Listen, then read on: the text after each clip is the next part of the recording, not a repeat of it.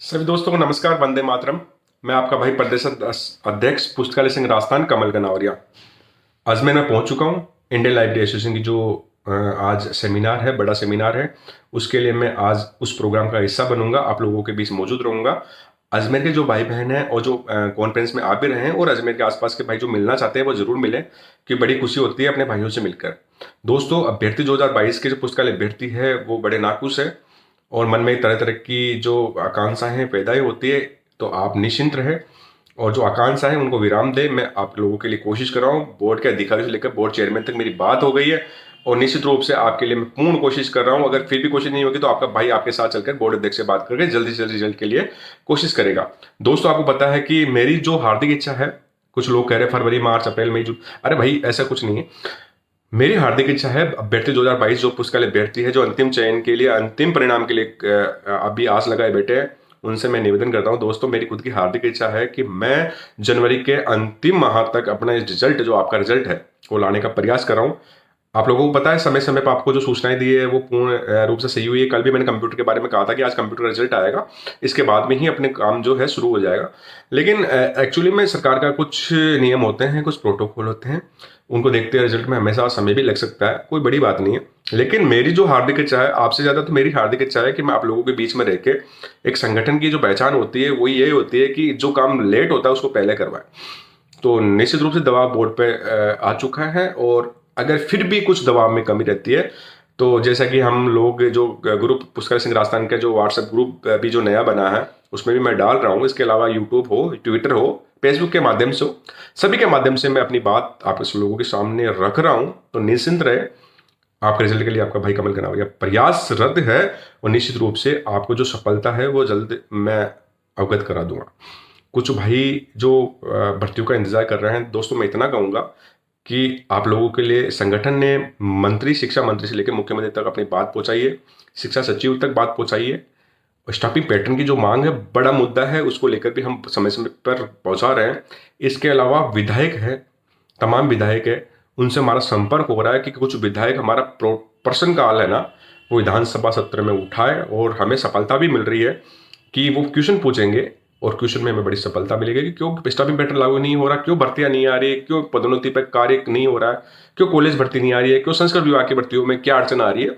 इसके अगर ये एक बार प्रश्न विधानसभा में उठ गया ना, तो निश्चित मानिए ये बात आगे तक जाएगी।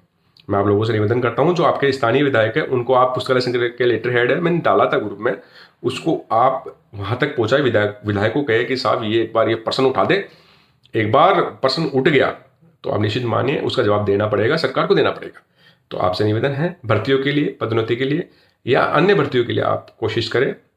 स्टाफिंग पैटर्न की हमारी मांग है, शुरू से चली आ रही है और हम चाहते हैं कि ये जो मांग है, ये मांग जायज मांग है।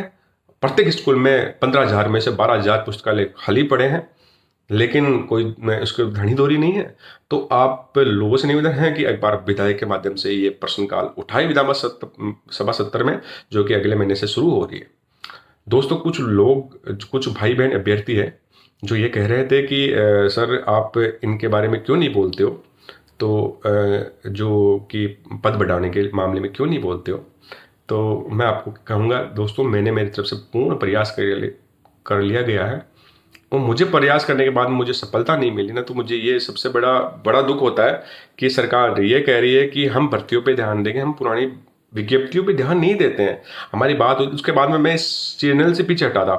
कुछ लोगों ने कहा कि यार कमल जी आप हमारी बात नहीं उठाते, खूब। तो आप निश्चित रूप से मानिए कि मैंने मेरी तरफ से पूर्ण कोशिश की है। या आप लोगों के लिए मैं जब शिक्षा मंत्री जी के, मुख्यमंत्री जी के ओएसडी से मिलकर जब आप लोगों के सामने जब मेरे साथ गए थे, ये जो पूरा ग्रुप था आप लोगों का, जो चयनित ग्रुप है, सब गए थे, उसके बाद में हमें जो चीज़ सुनने को मिली, उसके बाद में हमें पता लगा आप कई संगठनों के पास गए, लेकिन आपको जो चीज़ पुस्तकालय संघ राजस्थान का जो आज भी वो चल रहा है, वो एक पुस्तकालय संघ का ही है। मैं आपको निराश नहीं करता हूँ, आप लोग जहाँ कहेंगे मैं चलने के लिए तैयार हूँ। लेकिन दोस्तों, पद बढ़ोतरी के अंदर हमें निराशा ही हाथ लग रही है, हमें सफलता हाथ नहीं लग रही है। फिर भी आप लोगों के लिए मैं जहाँ कहें वहाँ चलने के लिए तैयार हूँ, लेकिन कभी ये नहीं कहना कि कमल जी हमारे साथ वहाँ नहीं आए, ठीक है। संस्कृत विभाग की जो भर्ती है, अन्य कोई भर्ती है, कॉलेज भर्ती की बात भी मैं कर रहा हूँ। दोस्तों देखो, जब तक आप घर से बाहर नहीं निकलोगे, सेठ परीक्षा की बात ले लो, सेठ परीक्षा के अंदर हम राजेंद्र यादव जी के पास गए तब हम मात्र 4 या 5 जने थे। अगर वो संख्या ज़्यादा होती तो आज राजस्थान की जो एलिजिबल परीक्षा है उसमें पुस्तकालय विज्ञान का विषय शामिल होता। लेकिन ये जो आप थोपते हो कि यार संगठनों ने कुछ नहीं किया, उसने कुछ नहीं किया, दोस्तों आपने क्या किया ये बताओ। आप घर से बाहर निकले कभी? नहीं निकले, क्योंकि आप लोगों का सबसे बड़ा समस्या का जो समस्या है वो है घर से बस केवल सवाल करना, कंट्रोवर्सी पैदा करना। जो आदमी काम कर रहा है उसको काम करना नहीं देना, ठीक है। और उन लोगों के साथ करना, अरे यार ये क्या कर रहा है, अरे भाई पुस्तकालय संघ राजस्थान ने 2016 से अब तक क्या किया है इसके बारे में आप जो लगे हुए हैं, जो अभ्यर्थी हैं, जो काम कर रहे हैं, जो पुस्तकालय संगठन है वो पुस्तकालय संघ से जुड़े हुए हैं, उनको आप पूछ लेना कि संगठन ने क्या काम किया है, संगठन क्या काम कर रहा है। अब ये तो नहीं है कि संगठन रोज ही एक चीज न्यूज देता रहे, यार ये कमल जी आपने ये किया, पुस्तकालय संगठन ने क्या किया। संगठन नए बनते हैं, रोज बनते हैं, आजकल में एक और पनप रहा है, बन जाएगा, उसको पूछ लेना वो क्या कर लेगा। संगठन बनने से बनाने से कुछ नहीं है, काम करने से बहुत कुछ होता है, संगठनों को तोड़ने से कुछ नहीं होता है। आज हम वैसे भी कम संख्या में हैं, आज संगठनों तोड़ने की बात की जा रही है, लोगों को पद के लिए कहा जा रहा है कि आप क्या पद लोगे। अरे दोस्तों पद लेना है तो पुस्तकालय संघ में आपका बहुत बहुत स्वागत है, आप पद लो। अगर आप में इतनी काबिलियत है तो उसमें करके दिखाओ ना। आपने तो पूर्व में भी बहुत काम किया होगा, अन्य भर्तियों में भी बहुत काम किया होगा, आज आप लोगों को गुमराह करके काम कर रहे हैं, वो संगठन तोड़ने का काम कर रहे हैं। वो कभी भी अपने जो कर्तव्यों में, अपने मंसूबों में कभी भी कामयाब नहीं हो सकते हैं। दोस्तों मैं इतना कहूँगा कि आपका भाई कमल कनौरिया आपके साथ खड़ा है, आप हमारा साथ दें, सत्य का साथ दें, मजबूत संगठन का साथ दें, आगे आने वाले संगठन का साथ दें और काम करने वाले व्यक्तियों का साथ दें।